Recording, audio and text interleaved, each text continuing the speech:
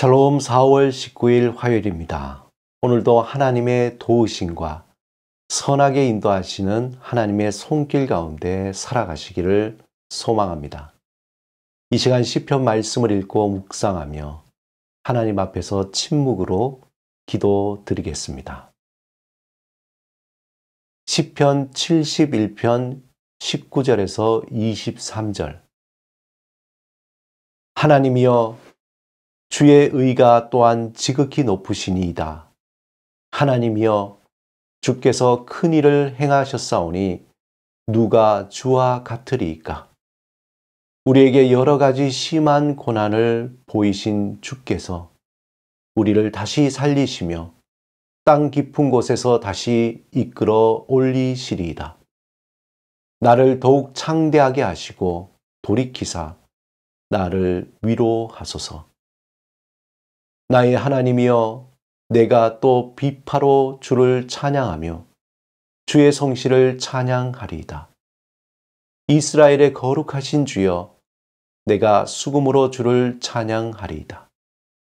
내가 주를 찬양할 때에 나의 입술이 기뻐 외치며 주께서 속량하신 내 영혼이 즐거워하리이다.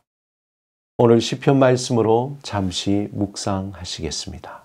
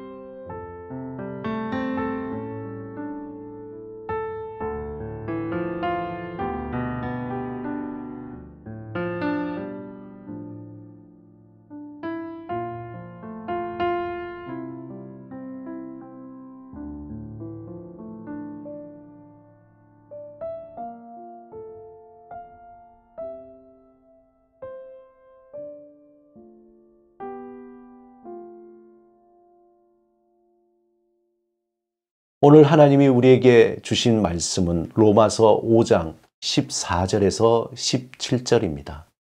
함께 말씀을 읽고 우리에게 말씀하시는 하나님의 음성을 듣겠습니다. 그러나 아담으로부터 모세까지 아담의 범죄와 같은 죄를 짓지 아니한 자들까지도 사망이 왕노릇하였나니 아담은 오실 자의 모형이라. 그러나 이 은사는 그 범죄와 같지 아니하니 곧 한 사람의 범죄를 인하여 많은 사람이 죽었은즉 더욱 하나님의 은혜와 또한 한 사람 예수 그리스도의 은혜로 말미암은 선물은 많은 사람에게 넘쳤느니라. 또 이 선물은 범죄한 한 사람으로 말미암은 것과 같지 아니하니 심판은 한 사람으로 말미암아 정죄에 이르렀으나 은사는 많은 범죄로 말미암아 의롭다 하심에 이름이니라. 한 사람의 범죄로 말미암아 사망이 그 한 사람을 통하여 왕노릇하였은즉 더욱 은혜와 의의 선물을 넘치게 받은 자들은 한 분 예수 그리스도를 통하여 생명 안에서 왕노릇 하리로다. 바울의 인생은 예수 그리스도를 만나기 전과 만난 후로 나누어집니다. 우리도 마찬가지이죠. 우리의 삶도 예수님을 만나기 전과 만난 후에 근본적인 죄의 문제가 해결될 뿐만 아니라 전혀 다른 삶의 목표와 가치를 가지고 살아가게 됩니다. 바울은 역시 그의 삶에서 예수 그리스도는 삶의 분기점이 되었습니다.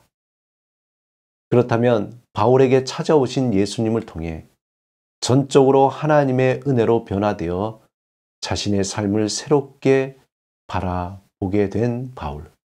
무엇보다 그가 믿고 살아온 하나님을 향한 믿음에 대해서 그는 되돌아보게 됩니다. 그는 예수 그리스도의 십자가 사건을 그가 믿고 배우고 확신한 신앙과 신학과 전혀 다른 새로운 관점에서 조명하기 시작했습니다. 왜 예수일까? 왜 십자가일까? 그러한 그의 질문은 거꾸로 올라가면서 그 시작점이 아브라함에게 이르게 됨을 깨닫습니다. 그렇다면 아브라함은 어떻게 하나님 앞에 의롭게 되었을까? 그런 질문 속에서 바울은 창세기 15장 6절에서 매우 놀라운 발견을 하게 됩니다. 유대인에게 있어서 아브라함은 민족의 시조입니다. 그가 하나님 앞에서 의로운 자로 인정받는 것은 그가 거룩하고 경건해서 그런 것이 아니라 하나님이 아브라함을 향한 언약을 그 믿는 그 믿음 때문이었다는 것입니다. 바울에게 있어서 이것은 복음과도 같은 구절이었습니다. 그는 생각하기를 인간의 의로움이란 인간의 의로운 행위가 기록장부에 빠짐없이 기록되어서 이루어지는 것이 아니라는 것을 깨달았습니다.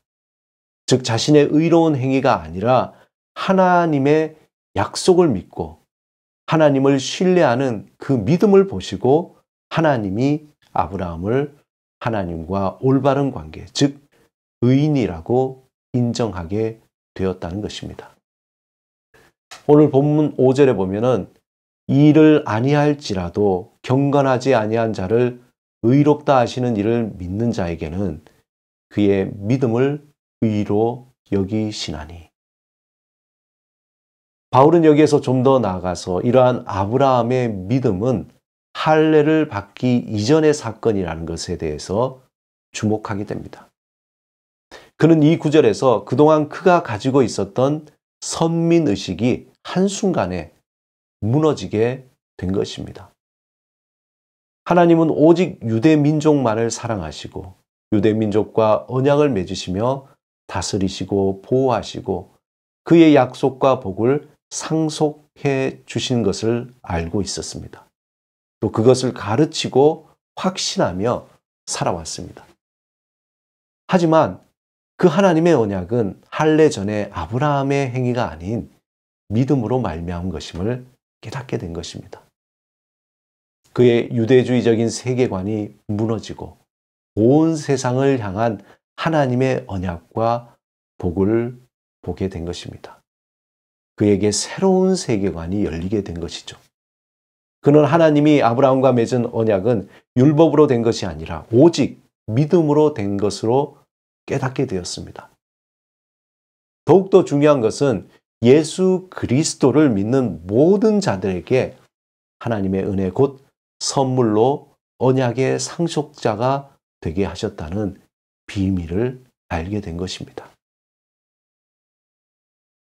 본문 16절을 공동번역으로 보면은 그러므로 하나님께서는 사람의 믿음을 보시고 그를 상속자로 삼으십니다. 이렇게 하나님께서는 은총을 베푸시며 율법을 지키는 사람들에게만 아니라 아브라함의 믿음을 따르는 사람들에게까지 곧 아브라함의 모든 후손에게 그 약속을 보장해 주십니다. 아브라함은 우리 모두의 조상입니다. 사랑하는 여러분, 하나님의 의가 무엇입니까? 하나님이 우리를 향한 사랑과 보호하심과 다스리심입니다. 한마디로 영원토록 우리를 책임지시겠다는 그 약속, 그것이 의죠. 우리를 영원히 하나님의 약속을 이어받을 상속자로 여기신다는 것입니다. 여러분에게는 어떤 상속의 약속이 있습니까? 부모님께로부터 거액의 재산을 받을 수 있는 상속권이 있습니까? 아니면은 금싸라기 같은 땅을 물려받을 상속권이 있습니까? 비록 이 땅에서 우리에게 손에 잡히는 아무런 상속권이 없다고 할지라도 이미 우리는 예수 그리스도 안에서 영원하신 하나님이 우리에게 주신 약속의 상속권이 있음을 믿어야 합니다. 이 믿음은 단순한 기대나 관념이 아니라 믿는 자에게 하나님이 주시는 증거요, 실상입니다. 그러므로 저와 여러분은 하나님이 주시는 약속의 상속자입니다. 우리의 행위나 노력으로 얻어지는 것이 아닌 오직 믿음으로 우리에게 선물로 주신 것입니다. 그러므로 하루를 살더라도 믿음으로 얻은 상속자로서 왕같은 제사장으로 삶을 누리며 살아가시기 바랍니다. 상황을 바라보지 않고 하나님의 약속, 그 산소망을 바라보며 마음을 담대하게 또 마른 소망을 담아 확신 있게 행동하는, 거침없이 당당하게 행하며 살아가시는 여러분의 삶이 되시기를 주님의 이름으로 축원합니다. 이 시간 함께 기도드리겠습니다. 주님, 우리에게 주신 믿음으로 날마다 담대하게 살아가게 하소서. 주 안에서 믿음의 상속자로 상황을 바라보지 않고 오직 하나님의 약속과 소망을 바라보며 살게 하소서. 예수 그리스도 이름으로 기도드립니다. 아멘.